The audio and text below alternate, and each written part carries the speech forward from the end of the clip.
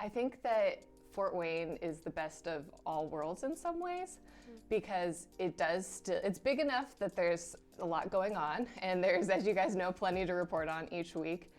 It's usually just making decisions on what you're going to cover. But it's also kind of small enough and insular enough that you can really get your head around like some of the key issues that are happening in our community.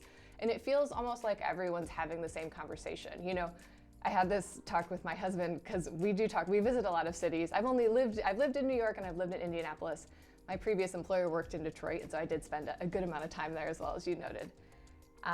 But we were talking a little bit about how Fort Wayne almost does feel like New York in some ways, because when you live in New York and when you're keeping up with, you know, the news or the social scene, there's kind of like a sense that everyone on the island is talking about the same thing. So maybe not New York State, but New York City. There's kind of like, you know, key restaurants that are opening up and things that are happening that you can pretty much say like, it feels like everyone in New York is talking about the same stuff.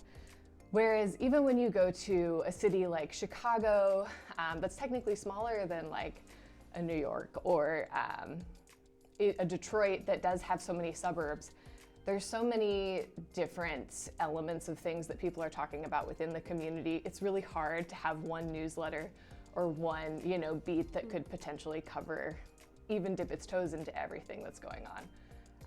But the cool thing about Fort Wayne is that it does kind of have that same insular vibe, I think, in some ways that New York has, where it does seem like, you know, each week there's a big talking point that a lot of people are really interested in hearing about. And so that's really what we kind of try to focus on with the local, and just skim down a lot of the key points that, you know, if you're only going to read a couple things this week, these are the key stories we think you should pay attention to.